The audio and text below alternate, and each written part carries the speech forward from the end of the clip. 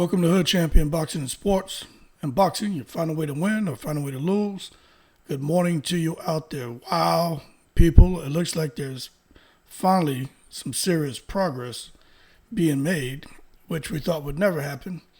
But Terrence Crawford and Earl Spence, hey, looks like they spoke directly and seem to have agreed on a purse split.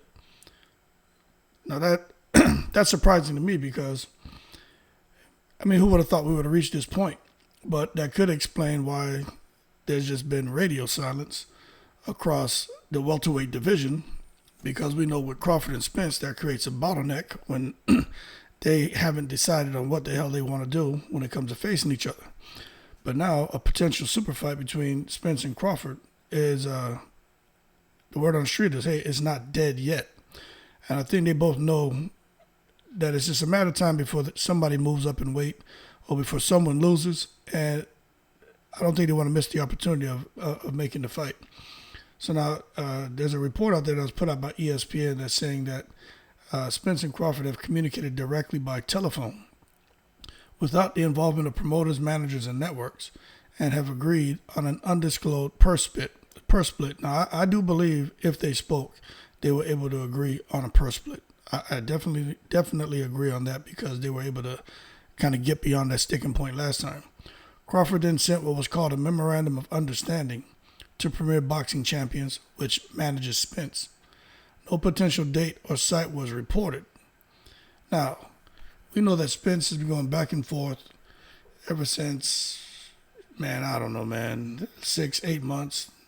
Word around town of him and Thurman getting in the ring, WBC making Thurman a mandatory, all the crap about what weight they were going to fight at, if the titles were going to be on the line. But they were supposed to be fighting in April. But we know that deal hasn't been finalized. We know the WBO just ordered Crawford to defend against Alexis Rocha. Now, we're not sure what's going on with Crawford and Rocha, if they're having open talks, but we know that when it comes to an undisputed distinction, what happens majority of the time that takes precedence over a mandatory, and an undisputed distinction will take precedence over a unification. Well, I guess that would be the unification, right? But anyway, if Crawford and Spence can reach a deal, they would probably meet probably before the summer. But there's some logistic stuff that needs to be sorted out, but I don't think that would be an issue. We know that they had come to terms for the SHOWDOWN last November, but all the talks broke down before, with all the contracts being signed, fighters moving on, Crawford doing what he had to do, defending, overmatched the Vanessian in December, and happened to, he didn't just stop him, he knocked him out cold, in the 6th round. Now, Spence hasn't fought since last April, so Spence is coming up on a year being out the ring. And that is not good. But nonetheless, we know Spence, whether he's a year out the ring, 2 years out the ring, when he does decide to return, it looks like he hasn't missed a beat at all.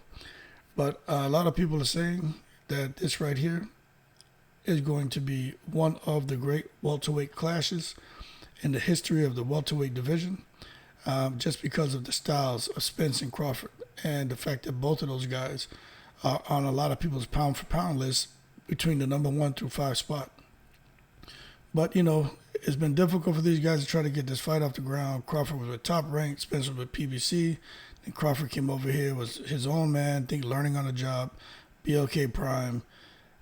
Everything it's just been impossible. But now it seems like there happens to be, to me, a wider path to kind of making that agreement, and hopefully they can sort it out. So, that being said, more to come on Crawford and Spence, but I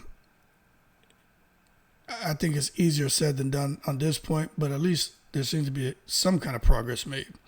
But that being said, y'all keep cool. Shout out to the veterans, all 7 continents. I'm in the breeze.